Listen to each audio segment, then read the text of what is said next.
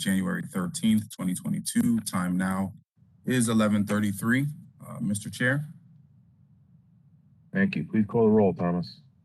Thank you. Mr. Stefanko. Here. Mr. Sokol. Present. Mr. Leary. Present. Mr. Corcoran. Mr. Marquis. Here. And Mrs. Zorowski. I'm here. We do have a quorum. Mr. Krasansky is absent today. Mr. Chair. Thank you, Thomas. Okay, first item on the agenda is approval of the continuation of delegation of authority for Jim Leary. The call for a motion and a second to approve Acting Secretary of State Robert J. Rodriguez continuation of designations and delegations of authority, and this will be backdated to December 16th, 2021. Can I have that motion and second, please? So moved, Mr. Chairman. Thank you, Francis. Make the motion, Chairman. Thank you, Vita. All those in favor? Aye. Aye. I assume there was no discussion, so happy to have James continue on with us. Thank you very much. All right. Next item is the approval of the draft minutes from the December 9, 2021 board meeting. Can I have a motion and a second for that, please? Can make that motion to approve. Thank you, Roger. I'm happy to second. Thank you, Jim. Any discussion? Okay, all those in favor? Aye. Aye. Great. Unanimous. Okay, for the chair. I have nothing to report. I'll echo Francis' comments. Happy New Year to everybody. Looking forward to a great 2022. Hope everybody had a healthy holiday season. Next item would be our Madam President's report. I echo the same thing, and I hope everybody had a restful holiday because it's going to be a busy 2022. So, and you don't never get off easy with me because I have a number of things to talk about. First, last week was really busy. So I kind of rushed through all of the introductions of all the new staff and the promotions.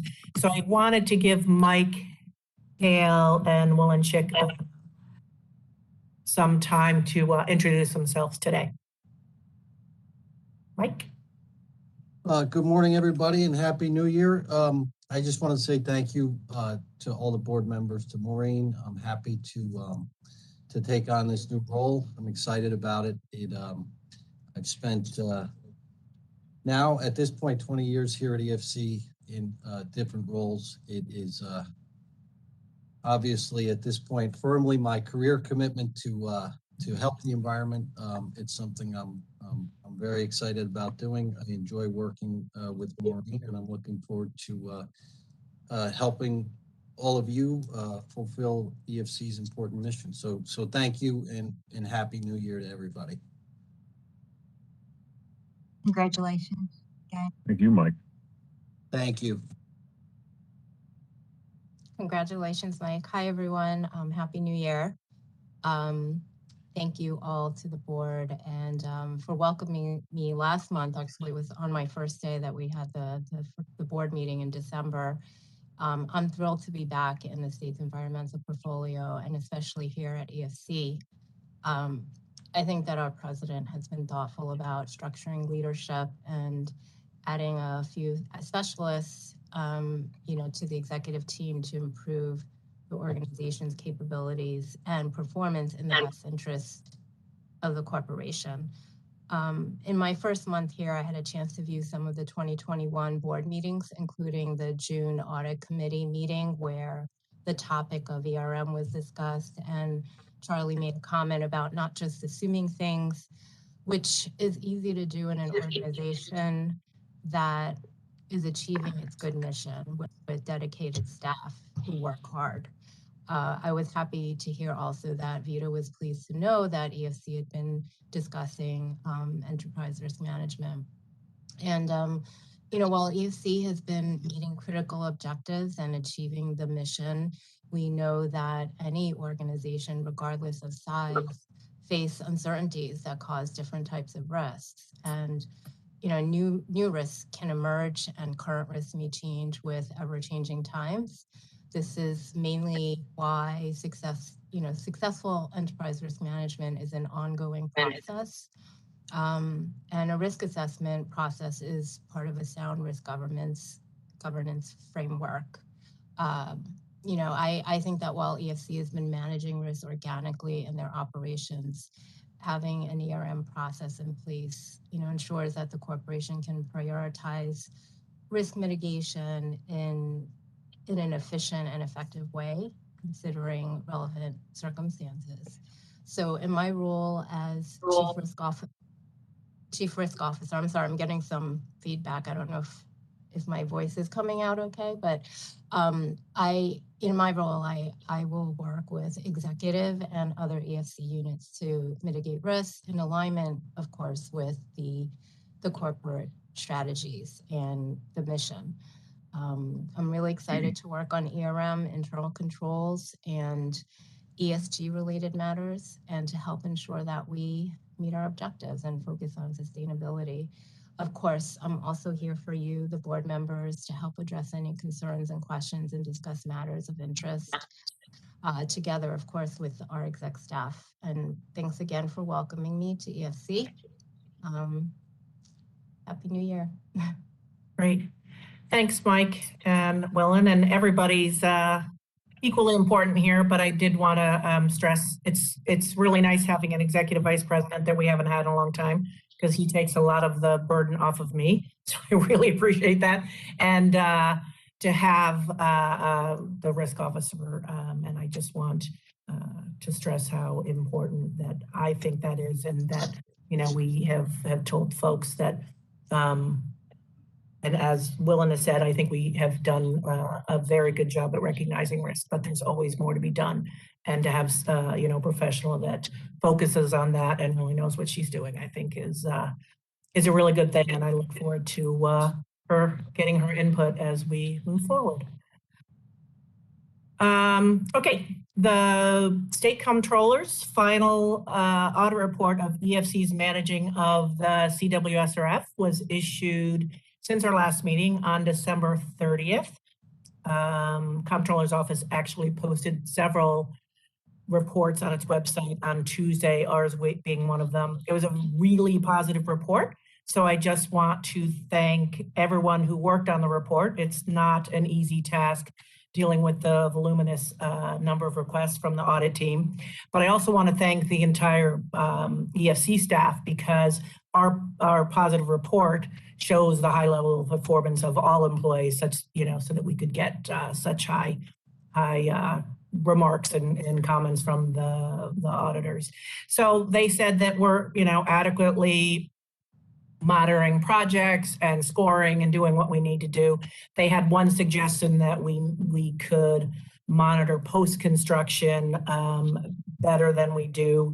EFC, as we stated on our response, thinks that we do an adequate job of post-construction monitoring, given that these facilities are regulated by DEC. And in fact, the 15 sites that were sampled, they found no issues. So as everybody can always have improvement. We will be reviewing how we might have a higher level of engagement with DEC, but very proud of the outcome of that report, very positive report. And, the auditors in our post-audit conference actually said as well that it was a very positive report. So proud of everybody. That was great. The another positive note is that EFC received an A+ again on its MWBE program performance for the first 2 quarters of 2021. Shows that we submit timely and accurate reporting, and we're performing with respect to MWBE in accordance with our annual goal plan. Thomas, I believe, sent out to everyone the RFQ that was issued on December 22nd for our engineer advisor and program management services for phase 2 of the state's asset management program.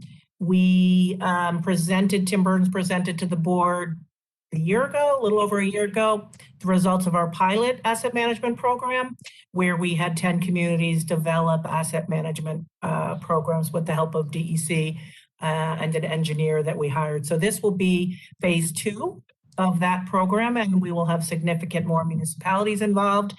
And we will become, is there a question or just feedback? Okay.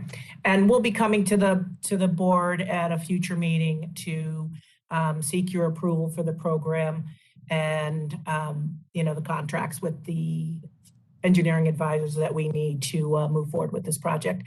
Asset management is so important for communities to have so that they understand the full extent and value of their water infrastructure assets. So these are important for steps to hoping and encouraging municipalities across the state to all develop asset management programs and financial plans to make sure that they can repair and maintain these valuable assets. And so we're looking at ways with DEC and investigating ways that we might be able to further encourage more municipalities and perhaps incentivize those municipalities to adopt and develop asset management programs for themselves. So you may be hearing more about that in the future. And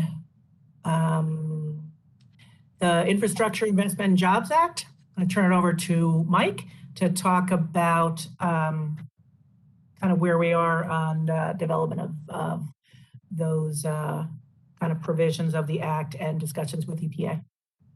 Thanks, Maureen.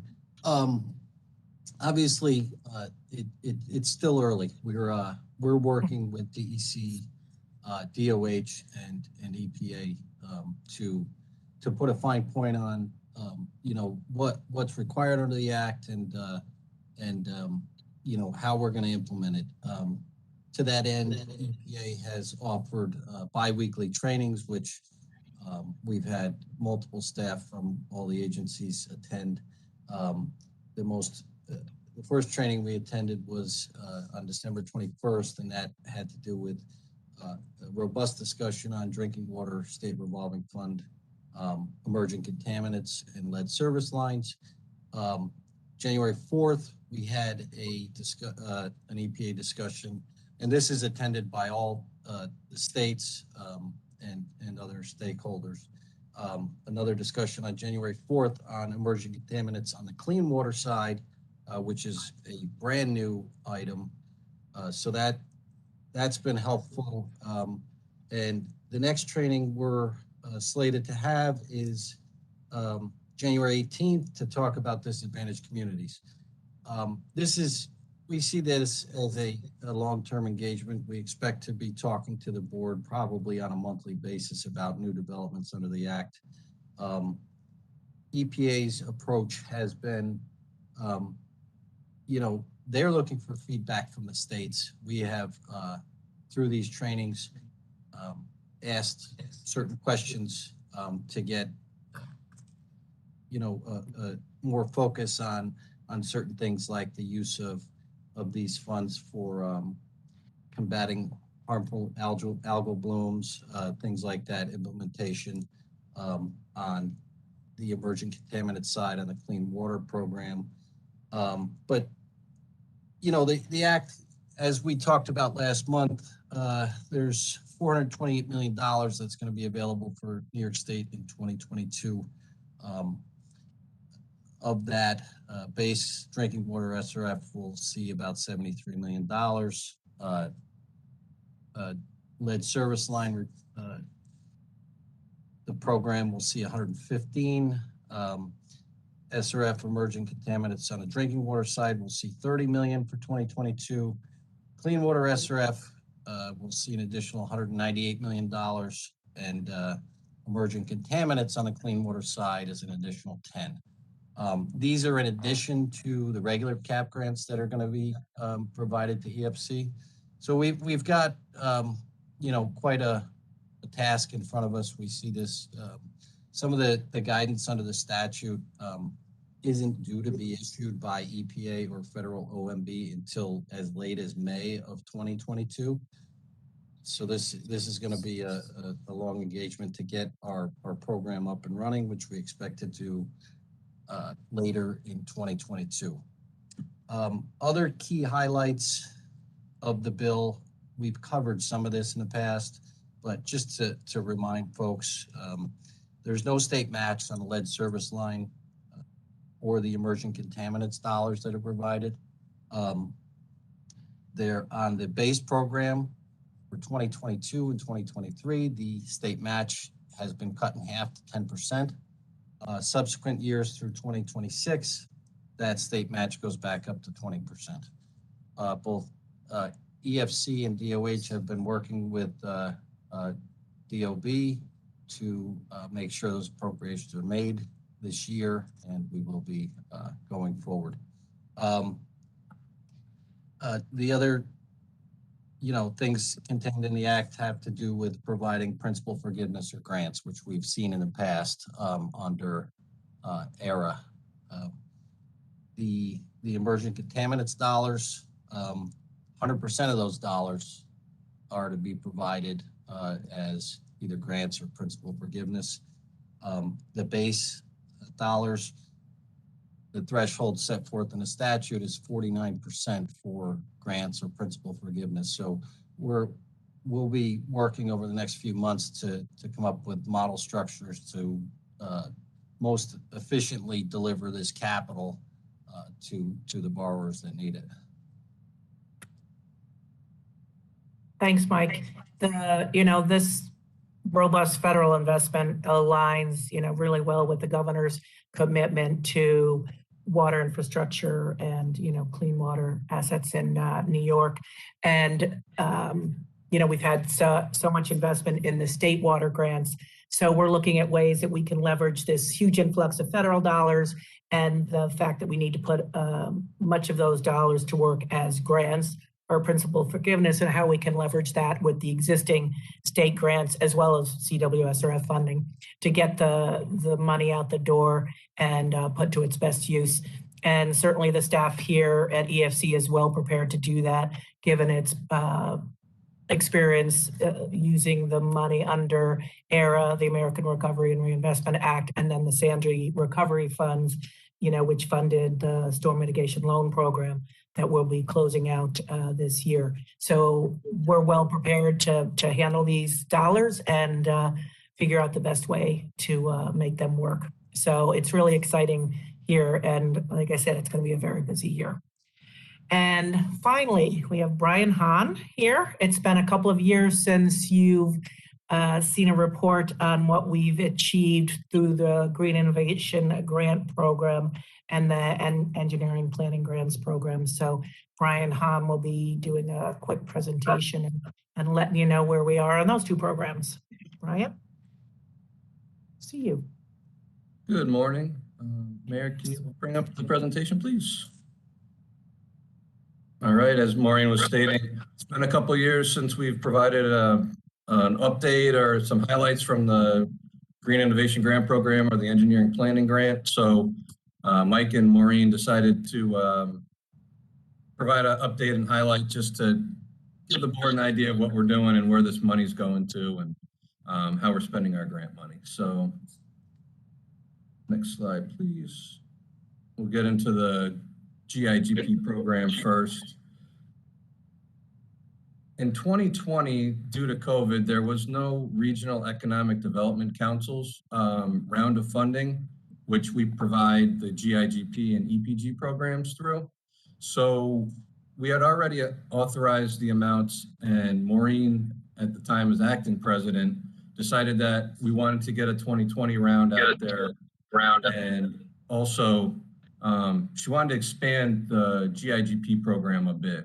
Previously to that, we were really focusing on green stormwater infrastructure and providing incentives for communities across the state to really address stormwater, because it's not really in a lot of consents, and it's not really regulated. So it falls by the wayside when you're looking at wastewater projects. So In addition to that, though, we targeted two different types of projects that really had to deal with some climate change initiatives, and that is energy efficiency and water efficiency projects.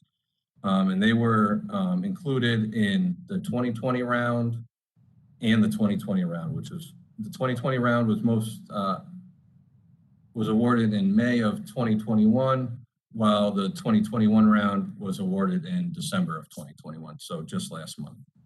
These are the main priorities of the GIGP program. In addition to the new climate change mitigation priorities, we focus on environmental justice communities, look to integrate green infrastructure into more traditional gray clean water projects, stream restorations, and different types of natural projects that help the larger watersheds, as well as, since we are part of the REDC, we look at economic development projects where they can include green infrastructure to just make the project that much better. So on the next slide, we're focusing, like I said, on environmental justice. Just shy of $30 million, or 79% of all the GIGP funds for the previous two rounds went to environmental justice communities. So that's really leveraging our money to provide more than just an environmental benefit or water quality benefit, but it touches some of the other societal issues going on right now, and really just helps with disproportionate areas that are impacted throughout the state. Next slide, please. Just wanted to give you a visual of where the projects and the awards are going. Just a quick highlight, the stormwater projects are in orange, energy efficiencies are in green, and the water efficiencies are in blue. The different size dots are defined by basically the size of the awards. And you can see we had a pretty even amount, or proportionate to the projects. We had 16 stormwater projects, 8 energy efficiency, and 13 water efficiency projects. Next slide, please. So I just want to break down each category real quick. So the green stormwater infrastructure projects, we provide funding for planning, design, and construction. And there's a lot of different definitions of green infrastructure, even state to state, city to city, municipalities. But we really focus on what the EPA defines as green infrastructure, and it really hits these 8 different practices that are outlined in the Green Project Reserve. Some of the practices are standalone practices. They can be their own project, or you can use multiple practices. For instance, in the Green Street, in the picture here from Olean, they use bioretention along with some stormwater street trees. And in a typical streetscape restoration, we'll see some porous pavement in there. And they just use a combination of practices to really treat the maximum amount of stormwater that they can. Next slide, please.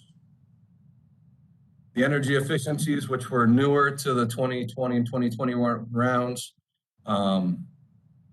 really dealt with projects and its water quality or energy efficiency measures that directly benefit a wastewater treatment plant. So we can't just put a solar array in a field and allow it to provide energy, a renewable energy for a community. It really has to tie back to water quality benefits. Hey, can I just ask for a second, how tight does that tie have to be? Could it be that serves in some capacity as backup or powers the operations, but then has spillover benefits for the community as well? How tight is that nexus? Yes, yeah, it primarily has to provide the energy efficient measure towards the wastewater treatment plant, but you'll see some of these digester biogas projects, they create enough energy to adequately address the energy needs of the wastewater treatment plant and then kick it back to the grid. Right, yeah. But to your point, it really has to be tied into that wastewater treatment plant or yeah, but again, I'm asking, and this could be a different conversation, but I'm asking how tightly, what has the experience been? Have other states been involved? How tight does that tie have to be? It has to be direct through our funding, through the requirements of the funding source. So we can have it, if you really want to get into the weeds, we can, I can go through the. Yeah, green project I will reserve. at some point. Obviously, it's not for this call, but at some point, let's just flag that and have a conversation at some point. That'd be helpful to know. Yep. Yeah, thank That'd you. be great. So those are the types of projects that we have there, you know, heat recoveries or biogas creations or renewable use to really reduce the energy demands from the wastewater treatment plants.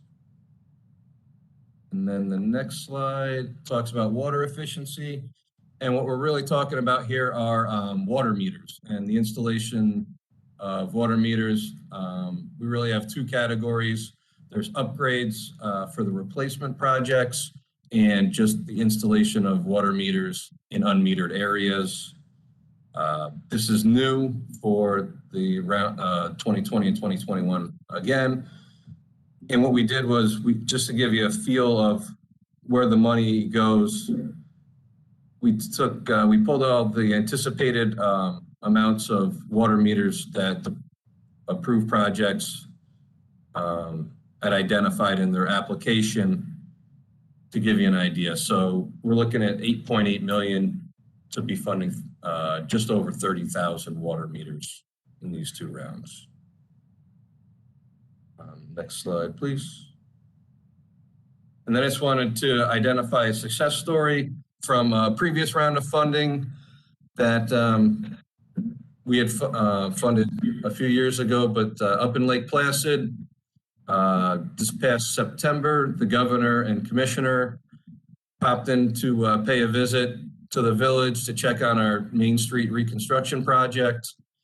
And this project goes just beyond the Green Innovation Grant Program, but it also touches on, I think, almost every other type of funding that EFC offers here. So that's a picture on the right is at the north part of Main Street, right by the Dancing Bear restaurant. You can see they've already started to install some of the green infrastructure practices. Those are porous pavers on the sidewalk next to some bioretention areas on the right. And if you look to the far left, you can see Mirror Lake in the background. So Main Street is directly on Mirror Lake, and that's important as we get into our next slide. Because priority of the village is really to protect the water quality of Mirror Lake. And I think there have been a lot of articles recently about salt contamination and other issues going on there. So the village undertook a comprehensive project to really identify and address some of these issues for Mirror Lake and actually the Chub River further down. But really, this was a multi-pronged project. They repaired and replaced sanitary lines, which some were leaking directly into the lake. So that took some of the sanitary overflow out of that. Also, there was a need for new water capacity through a water main that went right down Main Street. This allows for an economic development piece. The businesses, they were at the max. They couldn't even retrofit or revitalize a store or restaurant. So the water line allows them now to rehab some of the buildings and maybe attract some new businesses or just upgrade some of the current businesses. And then there was a stormwater need where there was a lot of salt on the roads, a lot of runoff. So we incorporated green infrastructure practices to capture that. And the picture on the left here, just to give you an idea, there's a parking lot on the top left there.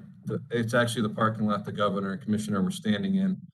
That parking lot, porous pavement, is going to be able to capture 7.5 acres of adjacent property of stormwater runoff that would be going without the stormwater practices, untreated, directly into Mirror Lake. So just to give you an idea of the impact of some of the stormwater practices that were included on the project. Next slide, please. Here we get into just the overall funding. It was a $15.5 million project. There's the governor in the porous parking lot. She graciously demonstrated the effectiveness of porous pavement. She's pouring a bucket of water out there, and the parking lot soaked it up. It was a perfect late summer day. But just to get back to the funding, it was really an overall EFC success story, if you ask me. We had $6.3 million in grants. That was GIGP, ISC, and WIA. Basically matched that with $6.2 million in financings from the clean water and drinking water side. DOT got involved with almost $3 million to restore Main Street once all the improvements are installed. And really, the village has expressed this multiple times. Without the GIGP program, they wouldn't have been able to afford the stormwater practices that they've been able to install, which have, really will provide a large benefit to Mirror Lake. And then that does it for GIGP. I'm going to give you a brief overview of the EPG program. We're doing a lot of good stuff there. Next slide, please. So just a quick overview of EPG. It's really a startup program or to get the pipeline rolling for future projects. We help municipalities in the planning and development side of getting their engineering reports, identifying some wastewater needs. And this, through the last 2 rounds, we awarded $5.5 million to 114 projects across the state. The awards are based real quick on size of the municipality, so 30,000 for less than 10,000 population, 50,000 for greater than 10,000. And we have identified as I&I projects as a priority, and they get treated a little differently. They're $100,000 if you're addressing a consent or speedies compliance order. The next slide, please.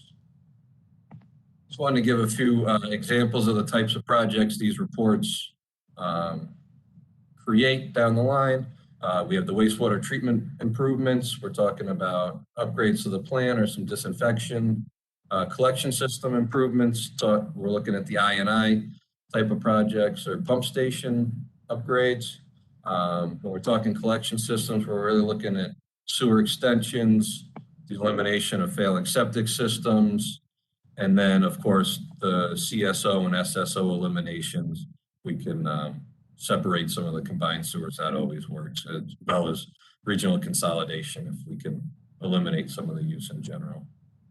Next slide, please. Here's a visual of where the projects are. We're really touching north, south, east, and west of the state here. There's a great disparity across the state.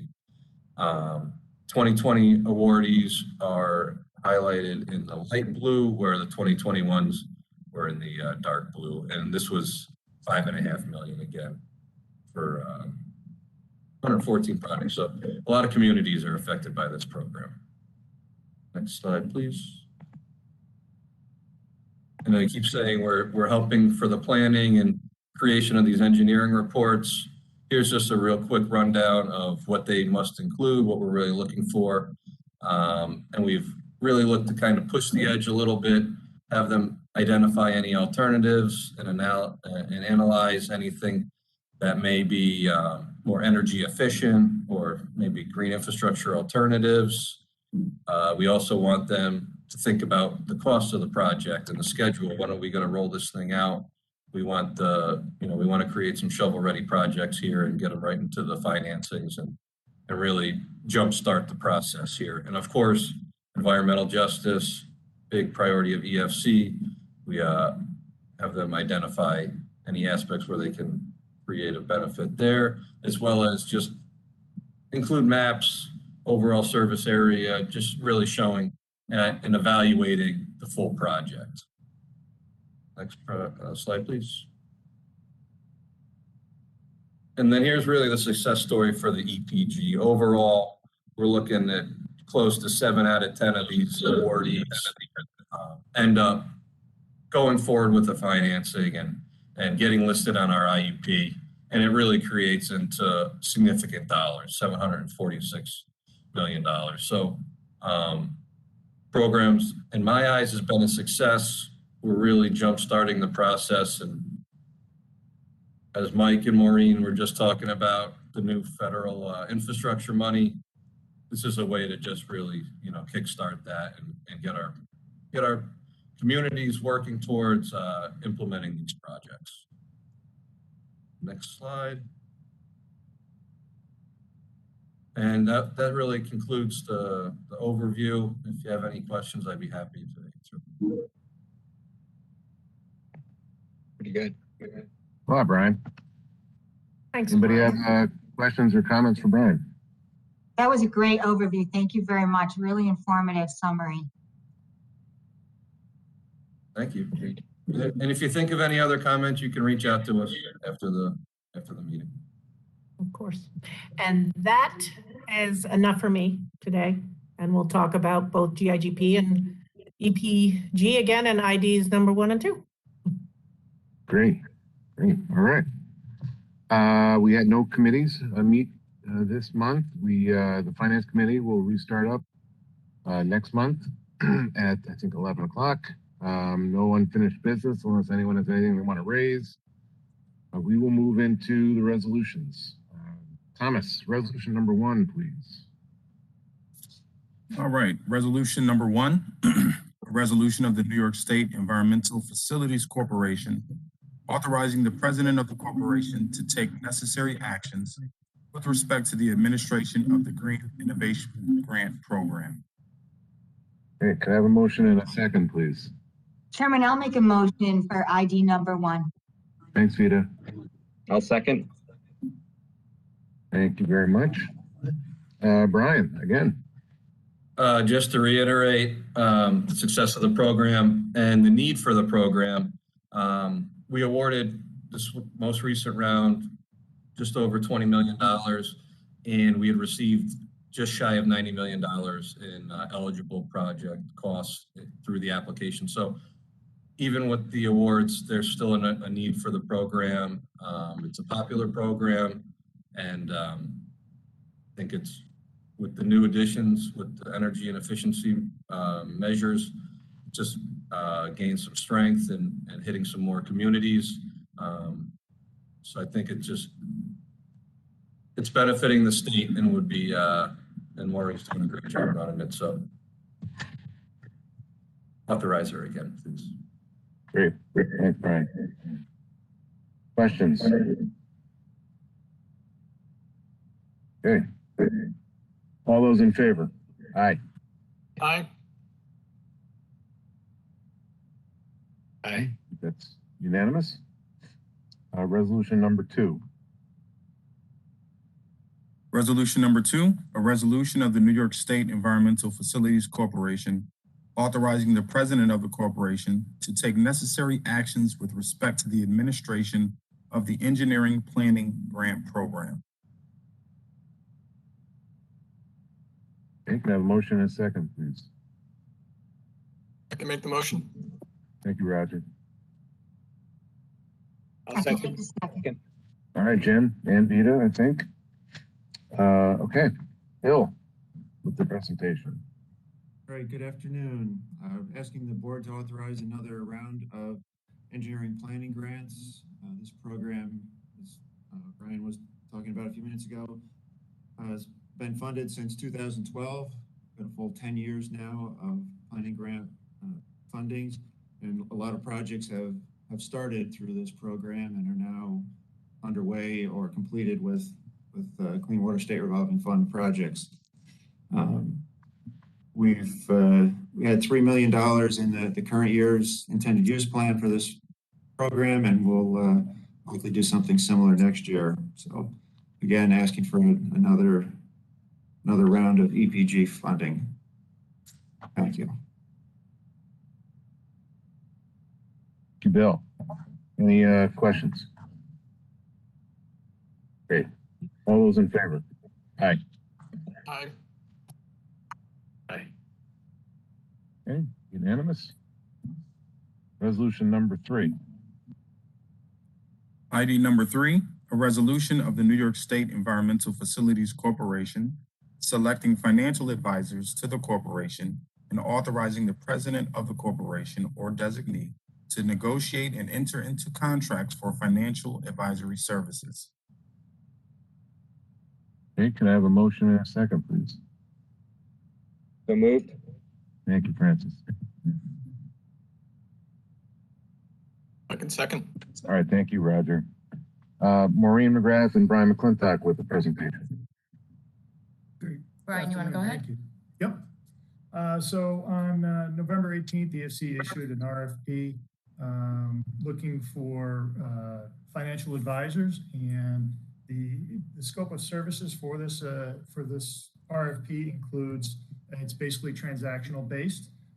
It's to assist EFC in the issuance of our bonds, to assist EFC also on any submittals for rating services, develop plans for future financings, including refundings.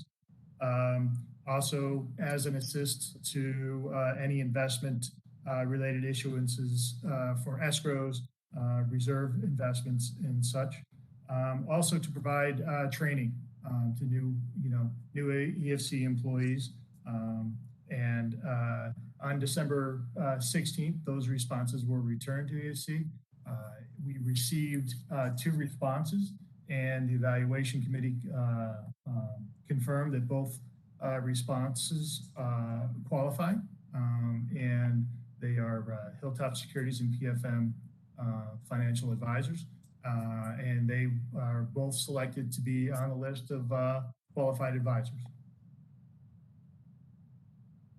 And then just to finish up the procurement piece on that, this is a contract for 3 years with an option to extend for 2 additional 1-year periods. Brian covered the procurement part, so if anybody has any questions, let us know. Thank you, Brian, Maureen. Anything for them? Great. All right. All those in favor? Aye. Aye. Okay, unanimous. Resolution number 4. ID number 4, a resolution of the New York State Environmental Facilities Corporation amending the prior authorization for financial assistance to be provided by the corporation to certain recipients in connection with the Drinking Water State Revolving Fund and the New York State Water Infrastructure Improvement Act. Thank you, Thomas. Could I have a motion and a second, please? I will make that motion, Chairman. Thank you, Vita. Second. Thank you. I think that was Francis. Yes. David Phillips with the presentation. Good afternoon, everyone. So there's one project today seeking additional funding. This is for the town of Greenville in Greene County. It's a project that includes a new storage tank and upgrades and extensions of the distribution system. Project originally closed short-term in August 2019 for a total funding amount of just over 1.8 million, which included DWSRF financing as well as a WIA grant. The project received bids in July, open bids in July 2021. Bids came in a little over $1 million higher than expected. Additionally, there was engineering costs associated with the project. So they're seeking an additional amount for their DWSRF short-term financing of just over 1.2 million, which would bring the total project cost to a total of $3.1 million. That's it. Thanks, David. Questions, comments for David? Okay, all those in favor? Aye. Aye. Aye. Okay. Unanimous. Resolution number 5, Thomas. ID number 5, a resolution of the New York State Environmental Facilities Corporation making certain determinations and authorizing certain actions in connection with the Drinking Water State Revolving Fund and authorizing financial assistance payments to certain municipalities to fund eligible drinking water projects from funds appropriated for water infrastructure improvement projects. Thomas, do I have a motion and a second, please? I can make that motion. Thank you, Roger. Second. I'll second. Francis? Oh, with a double second from Vita, we have David again. Presentation. Okay, the first project is for the village of Canajoharie in Montgomery County, seeking a WIA grant of 1.65 million and short-term market rate financing of 1.1 million. The project is for replacement of a 75-year-old storage tank that has been cited by DOH on inspections for deficiencies, including excessive leakage. It also includes new pumps and a new control system at an existing pump station, and replacement of aged and undersized water mains, including replacement of inoperable hydrants and valves. Next one. This is for the town of Diana in Lewis County, seeking a WIA grant of $283,200. This project includes upgrades to major water system components that are at the end of their useful lives. This includes new pumps, controls, and treatment facilities at well number 3 and well number 1. This will allow the town to use well number 1 as a redundant source, with well number 3 continuing as their primary source. The current situation is that well number 1 is the only usable source in the system, so this will add that needed redundancy.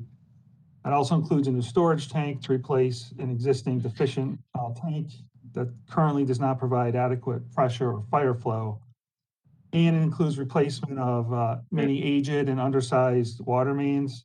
Also includes looping of dead end mains, which will improve overall flow and water quality. And this project also includes water meter replacement, which are funded by a GIGP grant, which was obviously mentioned earlier. So good source of co-funding with this project. Next one. This is the Green Lawn Water District in Suffolk County, seeking an EC WIA grant of $3,171,600.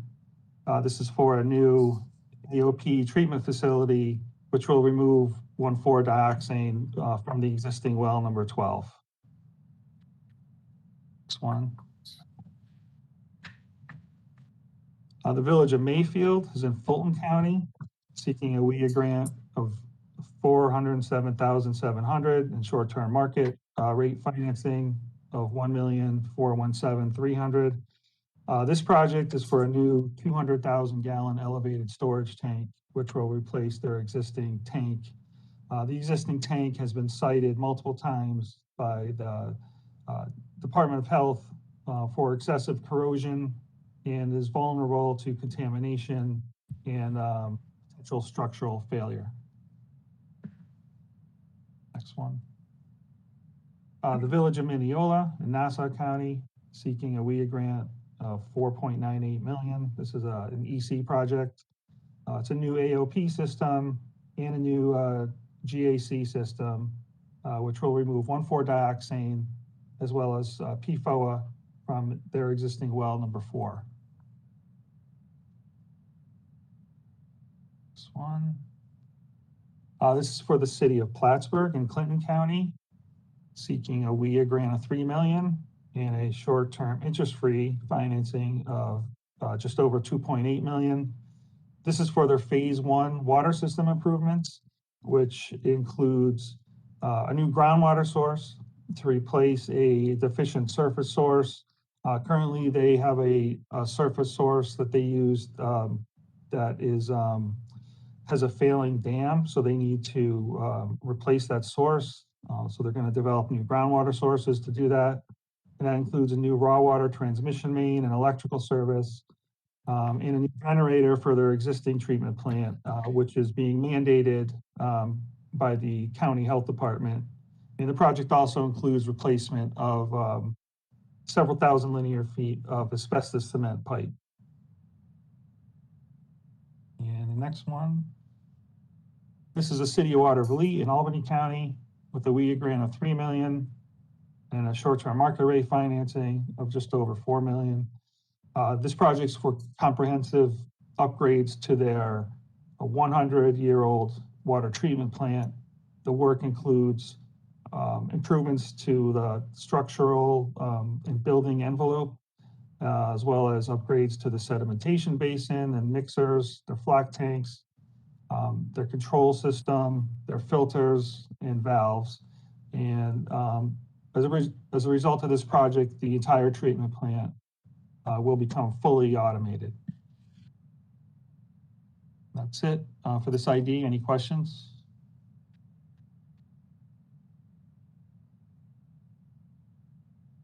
Nothing for David? Okay. All those in favor? Aye. Aye. It's sweet a project. Aye. Aye. Okay, thank you, everyone. Unanimous. ID number 6, Thomas. ID number 6, a resolution of the New York State Environmental Facilities Corporation authorizing financial assistance payments to selected municipalities to fund eligible intermunicipal water infrastructure projects. Do I have a motion and a second, please? I can make the initial motion. Thank you, Roger. I'll second. Thank you, Jim. Last one for David. Okay, this is for the town of Wappinger in Dutchess County, seeking an intermunicipal grant of $1.053 million. So this project includes 2 separate interconnections. One is between the town of Wappinger, which is the United Wappinger Water District, in the village of Wappingers Falls. The second interconnection is between the village of Wappingers Falls and the Woodhill Green condominiums, which is a privately owned public water system. Currently has their own source of water, which is very deficient, suffers from low pressure and inadequate capacity. This Woodhill Green condominium system will be interconnected with the village, and they'll get their water through the village, and then the interconnection between the town and the village will provide water from the town to the village, which will ultimately be supplied to the condominium project, and the condominium system will become an out-of-district customer of the town's water district as a result of this project. Any questions on that?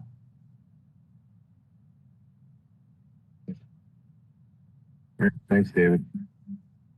Okay, well, all those in favor? Aye. Aye. Aye. Okay, unanimous. Resolution number 7. Resolution number 7, a resolution of the New York State Environmental Facilities Corporation amending the prior authorizations for financial assistance to be provided by the corporation to certain recipients in connection with the Clean Water State Revolving Fund. Thank you, Thomas. Can I have a motion and a second, please? So moved. Thanks, Francis. I can second that. Thank you. Thank you, Roger. Bill Brazell with the presentation for this one. All right, under this ID, start off with Binghamton and Johnson City. This is a joint project between the 2 municipalities. So far, we have over $300 million worth of financing into this project to rebuild their wastewater treatment plant. What we're asking the board for today is this a scope change. There's no additional funding involved. This is some of the scope was going to be paid for under a previous phase of the financing, and it's now being moved into the current 6201, 03, 06 phase. So just moving some scope that had been previously authorized, mainly involved with their sludge processing system. So on that one, next we had the village of Medina in Orleans County. Medina's doing a general upgrade of their wastewater treatment plant, and they're looking to replace the building that houses their rotating biological contractor, RBC. RBC was replaced under this project, and they discovered that the building was in worse condition than anticipated. So they're looking to replace the building, and we're looking to add that scope to the project. Again, no additional funding being requested. Medina. Oneida County, another scope change, no additional funding being requested. We're adding the Barnes Avenue pump station to the project. Includes rehabilitation of the Barnes Avenue pump station, new trash grinder, emergency generator, and electrical power upgrades. Additionally, the county was awarded a GIGP grant to help pay for some turbines at their wastewater treatment plant. Will operate off the digester gas on the treatment plant. It's Oneida County. And last, we have the town of Woodhull and Steuben County. Woodhull had completed construction of their wastewater treatment plant. They have been, due to some issues within the town, they've been behind on their annual update documents, or AUDs, submitting them to the state. And also the treatment plant was damaged by flooding this past August from remnants of Hurricane Fred. So the extent of the damages was still being evaluated, and we're going to give them some additional time to get that evaluation done and make any repairs. So we're looking to increase the maturity date on this project from this year until 2025. Are there any questions on these projects?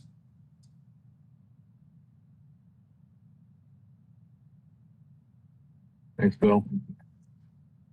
Nothing for Bill. Okay, all those in favor? Aye. Aye. Aye. Unanimous. Resolution number 8.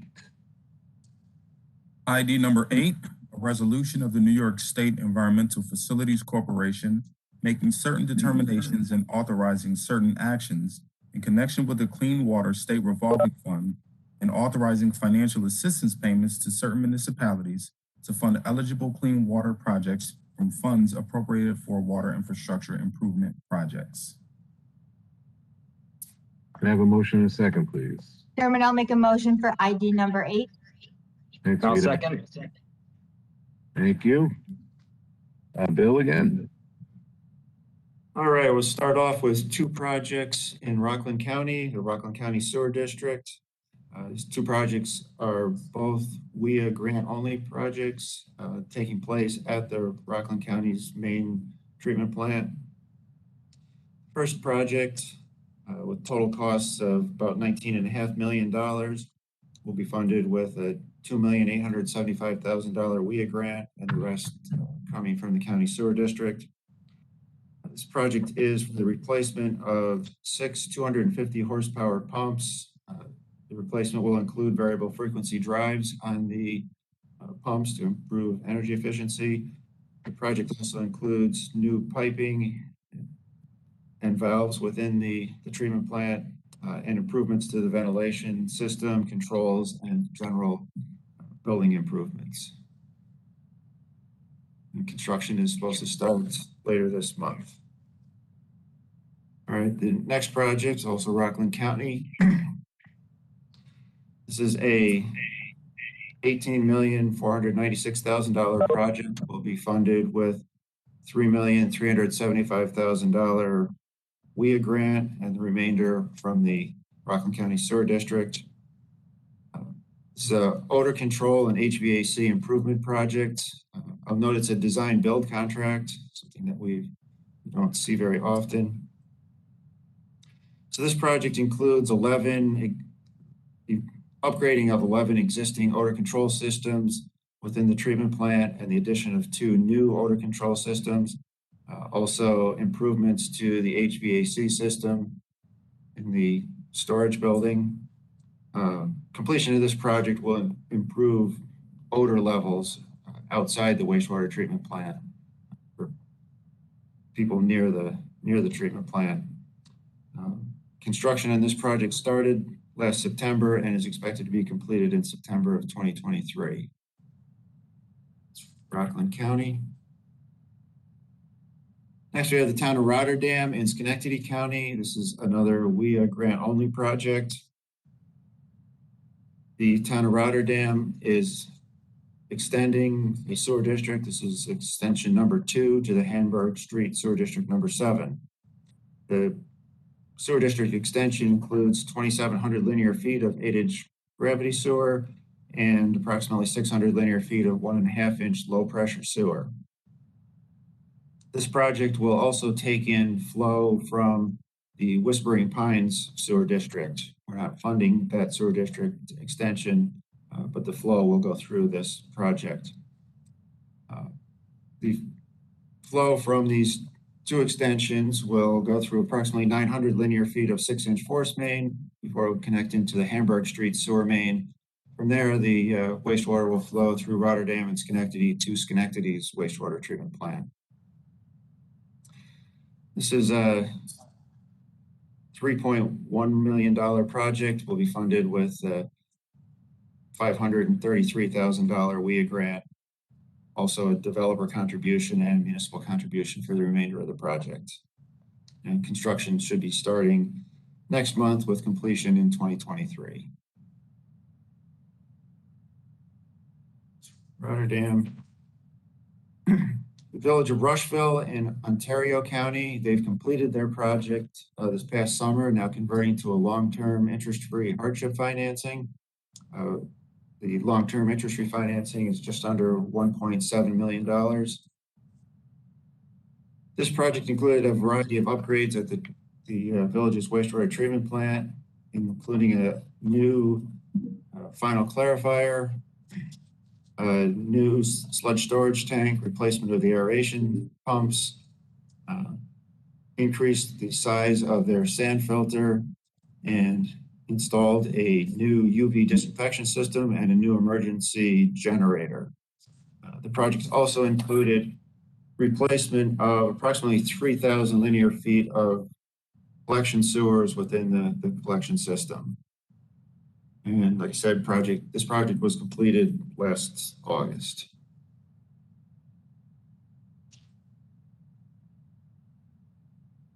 Next, we have a new short-term financing for the village of Tivoli in Dutchess County. The funding for this project is proposed at just over $6 million short-term interest-free financing and a $919,150 WIA grant. The village of Tivoli has a small 100,000 gallon per day wastewater treatment plant, and they're completely replacing the treatment plant with a new facility. They're also going to do some improvements in their collection system to improve I&I, replacing about 200 linear feet of pipe and lining 10,000 linear feet of pipe. They're also at the pump station, they're going to replace an emergency generator. This project will be starting construction this spring with completion in 2022.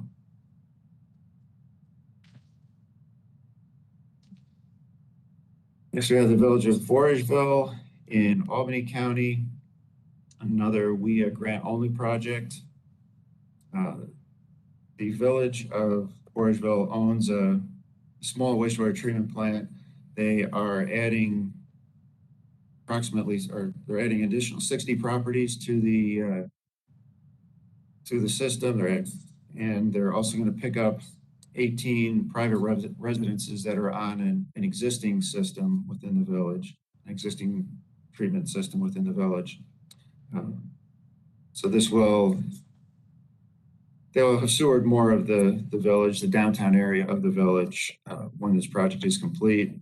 Total project cost is just over $1 million, and that's being funded with a WIA grant of $400,000 and the remainder from the village. Construction again is anticipated to start this spring with completion in 2023. All right, next we have a new short-term financing that includes a WIA grant for the Village of Warwick in Orange County.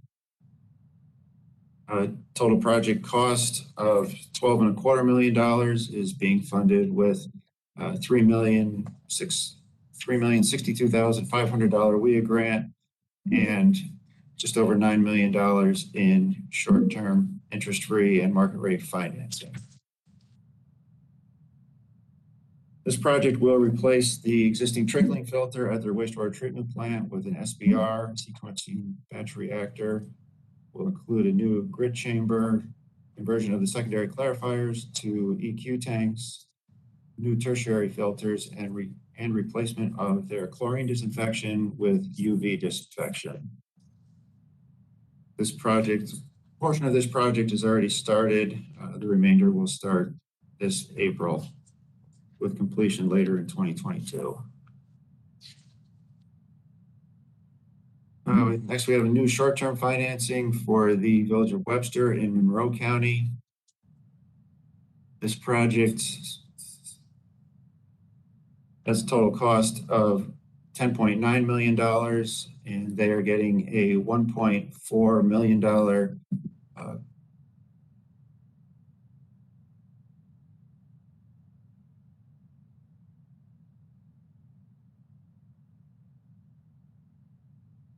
I think we lost Bill.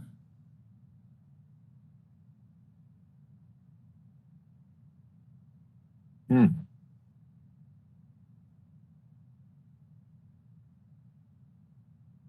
if he comes back on to us. Yeah. Yeah, I think the IT folks are gonna check on it right now.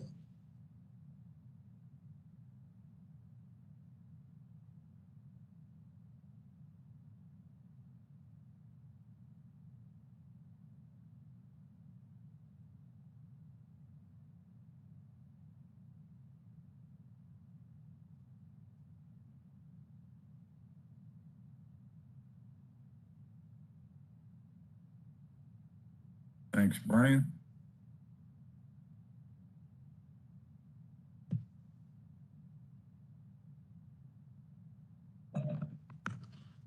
All right, sorry about that. I lost connection there. We're with the Village of Webster. Again, it's a $10.9 million project. Got a $1.4 million CWSRF grant, and the remainder is financing. They are doing some general upgrades at the village's wastewater treatment plant, new chemicals/septage building, new UV disinfection, and new trickling filter. Project is anticipated to start construction this coming September and be complete in 2024.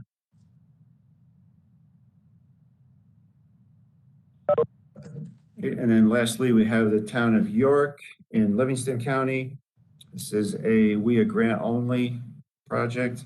The town has received as a $1.77 million project, and they're receiving a WIA grant for $442,564. The remainder will come from the town. This project is to upgrade facilities in the Retzoff Sanitary Sewer District. They've had I&I issues in their collection system, so they are going to replace approximately 5,500 linear feet of new 8-inch sanitary sewer main, and they're going to use the existing sanitary sewer as a dedicated storm sewer. Additionally, they're going to rehabilitate a pump station and add a new emergency generator to the pump station. And finally, there will be an installation of new 1,700 feet of 4-inch force main. And this project is anticipated to start construction this June and be complete in June of 2023. That is those projects. Any questions?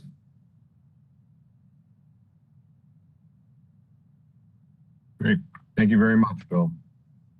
If there's nothing further on that one, all those in favor? Aye. Aye. Aye. Okay, unanimous.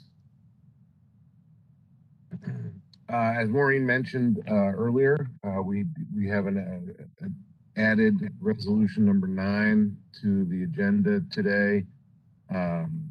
Due to the timing, and we either need a 7-day notice of all resolutions or a majority vote to present resolution. Maureen, do you have anything to add there before I call for a motion in a second? No, that's it. Just like you said, since we didn't have the 7 days notice for this item on the agenda, an affirmative vote of the majority of members, you can temporarily suspend that requirement of the bylaws. So that's what we're asking. Okay. Does anyone have any questions? Great. I'll take a motion in a second to. Go ahead. Hold on a second, sorry. That is to just present, we're not voting on, right? We're still going to hear and talk about and whatever, because I like to understand better. Okay, fine. That's good. Yep. All right, I'll take a motion in a second to do the presentation. I'll make that motion, Chairman. Thanks, Vita. I can second that. Thank you, Roger. Gotcha. Okay. Maureen will be the presenter of this item. Sure. DEC, Wait, Basil. Actually, hold on a second, Maureen. I'm sorry. I apologize. I think we need a vote on that one. Right. All those in favor? Aye. Aye. Aye. Aye. Yeah, Thanks, Jeff. That was unanimous. My apologies. Go ahead, Maureen.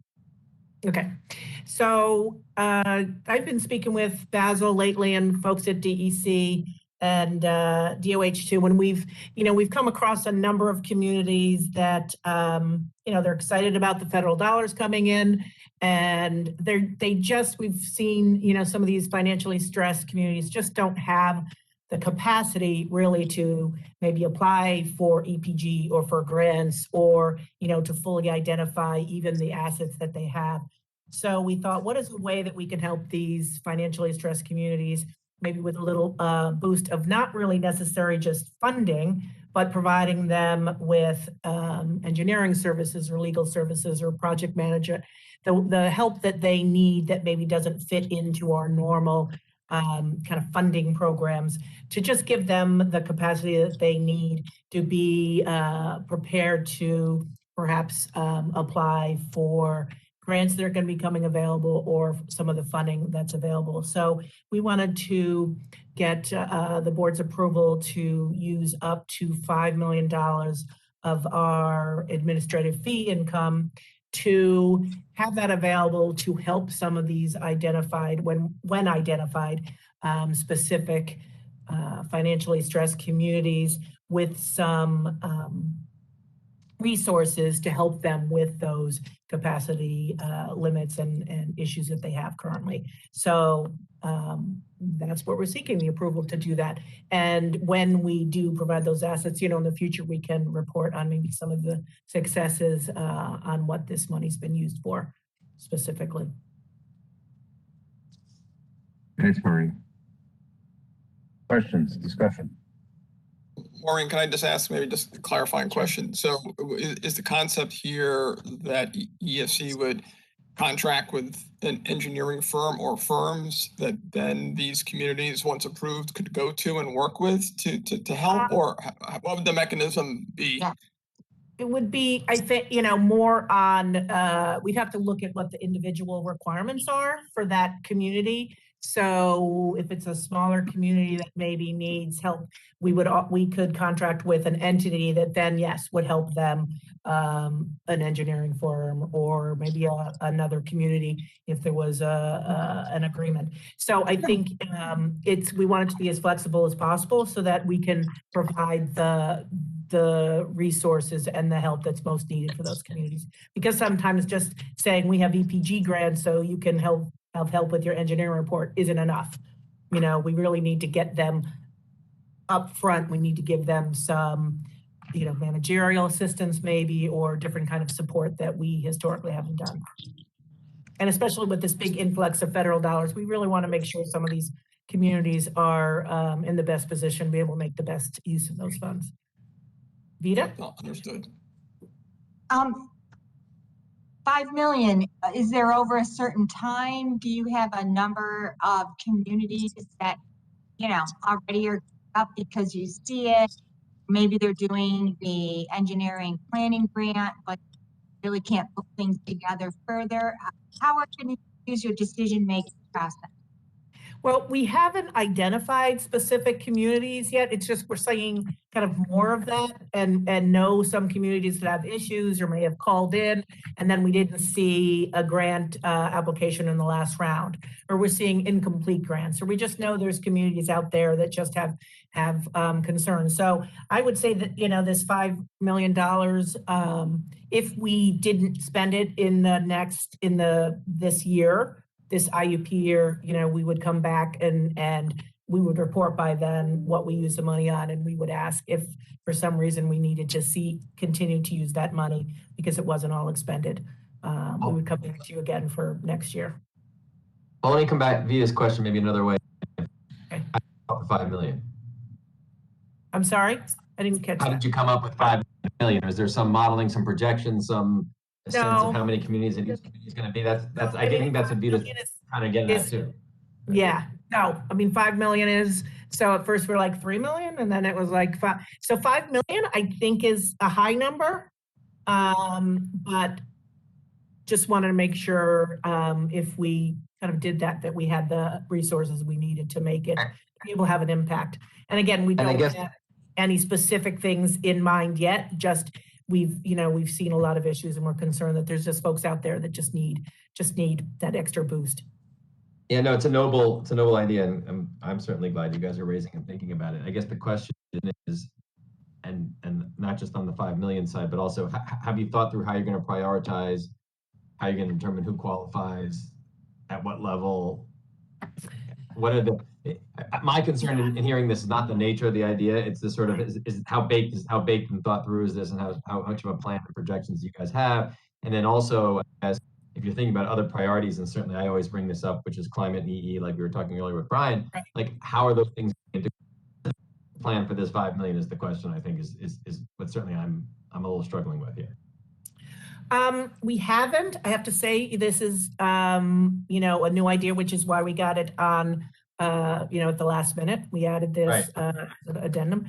So we've just started discussions on that, and certainly wouldn't just be sending out money to communities without having some plan about the best way to spend it. We wouldn't want to just give it out to one community and then be like, oh, there's a better community we didn't even think about. So we are, we'll put some, constraints or processes in place for how we determine the best use of that money, and certainly understand, you raised it at the last meeting as well, Adam, about looking at climate, impacts and energy uses. So we are looking, we've begun looking just generally at all of our projects and metrics, and looking at energy impacts and savings, and also, as Vita had mentioned, looking at how many lines of sewer systems, linear feet, are we fixing, and how many. So we're looking at how we can start keeping track of those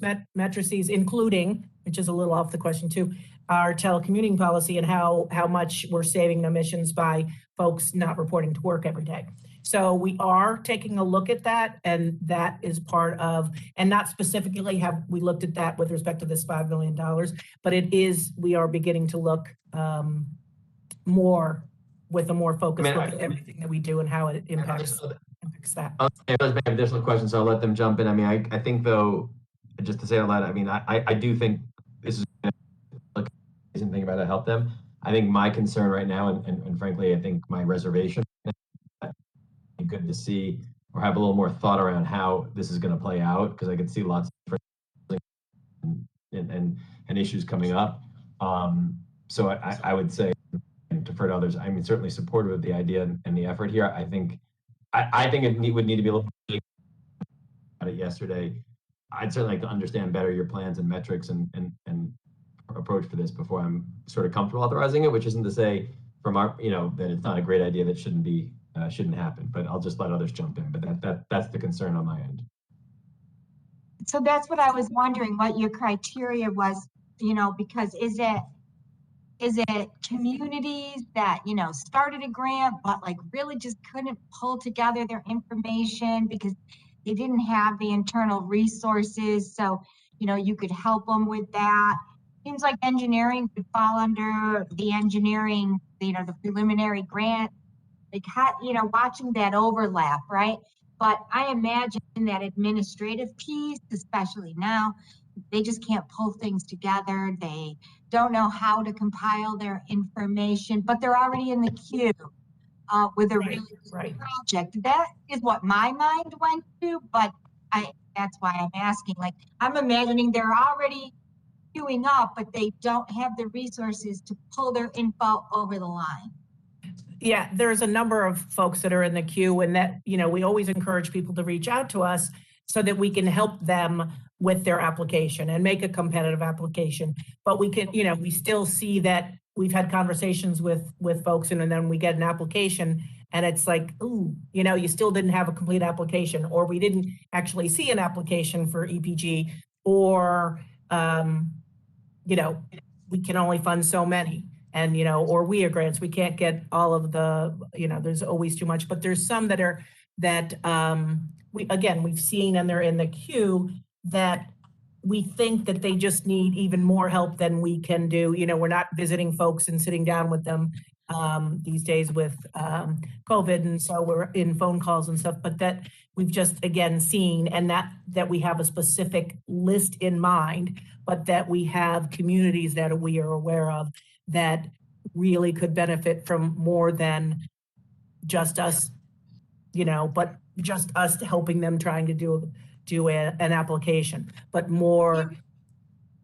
Do you have an idea help. on like, sorry, Maureen, do you have an idea on like capping the amount? So, you know, For each community, I think it would depend again on the specific needs of an individual community. You know, maybe they just need someone to help them write their grant application. Maybe they need a little more help with, you know, a project manager. If, you know, we've given them money and we've seen that they haven't been able to get it off the ground because they just don't have the resources. But I think it's something that we've found, and again, discussing, you know, with Basil, with the chair, that Commissioner Sagos, that they've seen a number of these at DEC as well. And so it is, you know, the initial thoughts of this, so it isn't fully fleshed out, the program, but we wanted to get, you know, be comfortable that we have your approval for such a program, and then, you know, that we'll figure out the parameters of a program, or how we can put this money best to use. I think that's backwards a little bit, Maureen, just to say it again. I mean, I like this idea. I think coming to us, especially in last minute, and others may disagree, but my suggestion would be to table for the program, but to make sure we're all in agreement as to what it's going to look like. Each a list of whatever. I'm certainly not suggesting that. You guys have to run the organization, but with a sense of some, you know, what are the categories we're going to use for? What are some of the limits potentially? What are the, you know, a business around? And I think where I'm at, again, others may have a different view, but I do think that's a little bit of the reverse order for a program that I think most of us, I certainly share the view, is probably that, but we got to, as a governance matter, I think it's probably a better approach to have some. Adam, I think you're breaking up quite a bit. Yeah. My own view. Vita, to kind of get back to what you got the point. Yeah. Yes, I think that we see this dovetailing as the federal money rolls out. The Right. EPA is focused on the Justice 40 initiatives. We've got obligations to help disadvantaged communities under the Federal Infrastructure Act, and I think the commissioner was looking to assist some of these communities as they get identified. I think it's hard to identify exactly what their needs might be, but this was to provide them with resources to get something that is on at a concept level off the ground initially, so that we can ensure that these disadvantaged communities make it through the door. And that's really the thought behind this. Some of these communities that are out there are strapped dealing with operation and maintenance issues every day, and capital projects are not necessarily at the forefront of what they're thinking. So dollars like this could really be the seed money to get a project going and come through the door to receive some of the federal infrastructure money that'll be coming. So the first hurdle is to be a stressed community, right? Yep. Yes. So that's the first hurdle. So we probably have an idea of what's in the queue with that and what the needs are to help the people that have already given it an initiative and might just need to build some capacity. So I'm in favor of this, and I would like to, much like Adam, see some additional and see what structures you're thinking about it, and also legally making sure that it is fair and equitable on the amounts. And I'm sure you will work those. Absolutely. So look forward to seeing the detail. Yeah, I like the idea as well, and I think it would be a great, way to help some of these communities get across the line. The other thing, if we're taking these out of fees, I wonder what the impact might be from a revenue standpoint, and if that does anything with regard to our, any of our ratings or anything else. So I would be interested in seeing the, what that looks like when we're taking it out of our revenues. We did speak with, or I worked with Albert ahead of time. To make sure we certainly have the available funds that we need if we were to go up, to the full $5 million, and we have enough. Also, the resolution requires, that every time before we release dollars, that the controller needs to make sure that there are adequate funds. So right, yeah. And, I mean, and how as it's categorized, basically, As to the impact on the financing programs, these monies are separate and aside from that. And from a legal standpoint, to use administrative funds, they have to be used for water quality purposes. So we've seen that in the past, and as recently as today with regard to the EPG funds, I believe. Right. So the threshold is water quality purposes, and obviously the initial capacity building money for these communities that really don't have the technical or managerial capacity to get a project off the ground would be water quality related, so that we can identify those projects. The harder part is identifying exactly what the need is for these communities, because without the technical and managerial capacity, they can't even get there to identify what the need is. So this is really the most preliminary dollars to identify a project and what the need might be in a community that just doesn't have the resources to do it. Right, and also I want to make clear, we don't just hand over a dollar amount and send them on their way. We obviously know that there's, because they have the capacity problems, that whatever we think the solution is, or part of the solution is, we want to provide funding for that, but then certainly, monitor that and make sure that we get the outcome that we intended with providing the funds, or the, whether it be engineering service or whatever it is, the resources that are needed for the community, the specific community for whatever their unique situation is, or not so unique in some cases, but. So would you imagine then this is at your discretion, but you would just, so the board wouldn't approve these allocations on a monthly basis, but you would, imagine keeping the board informed on a monthly basis? How do you see that? I mean, that's what I was thinking about, certainly keeping the board informed about, the successes and where we're using these dollars. If the board wanted, something more, we could, do that as well. We didn't wait till February because, and perhaps we could have, but to the extent that we could get some of these dollars, or resources out to folks now instead of waiting till February, if we were to come up with a community or communities that we wanted to get resources to, we didn't want to have to wait, for a board meeting, a monthly board meeting, but to be able to get those, a month is not that long, and yet it's, 4 weeks. So to the extent that we can get the dollars out to folks sooner.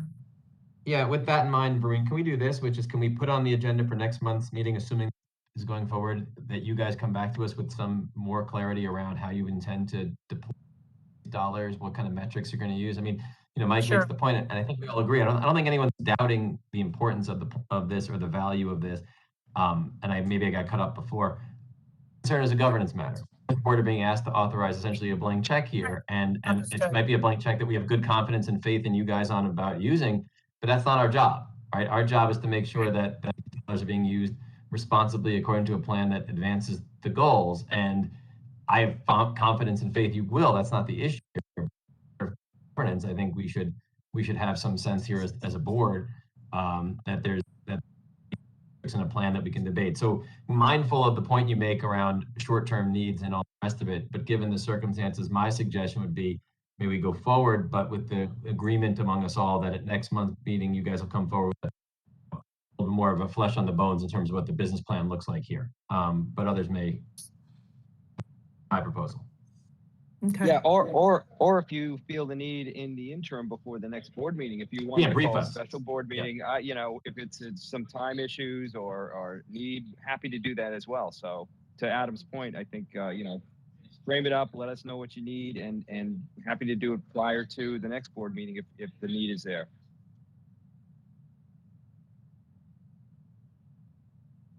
Okay. Understood.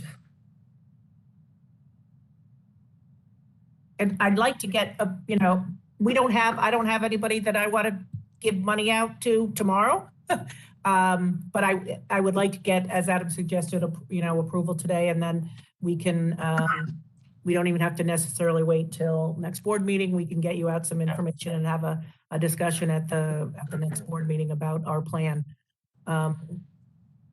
Knowing that if you don't like it next month, you can withdraw your approval, I guess. Go from there, exactly. Yeah.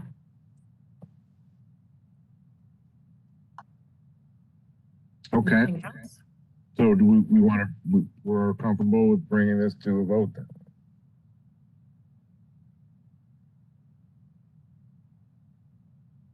Okay. Sounds good to me. All those in favor? Aye. Aye. Subject to discussion, yes. Aye. Let me read the resolution so everybody's clear. ID number 9, a resolution of the New York State Environmental Facilities Corporation authorizing the transfer of certain funds to assist financially stressed communities build capacity. Actually, Thomas, now that it was a long discussion, I don't know that we did a motion and a second actually post reading of the resolution. So let's do that. Now that you've read it, I'll take a motion in a second. I will make a motion for resolution number 9. And I'll second it. Thank you, Vita and Francis. Okay. Now we will we'll do the vote. All those in favor? Aye. Aye. Aye. Yeah, I as we had. And did you abstain? I missed that. I'm voting aye, but I'm voting aye on the premise of the discussion. Correct. Subject to details that we just discussed, right? That's understood. Yeah, subject to that. All right, so we do have some qualifiers on us, so we'll make note of that. Yep. So it was unanimous with a few qualifiers. Okay. Outstanding. Thanks. Anything else further on the subject? Okay. We do not have any further new business unless anyone would like to bring anything up. Our next board meeting will be Thursday, February 10, at 11:30. Finance Committee will meet at 11. I will take a motion to adjourn. I'll make the motion to adjourn. Thank you, Francis. Second. Thank you, Vita. All those in favor? Aye. Aye. Take care, everybody. All right. We are Great work, adjourned. everyone. Thank you.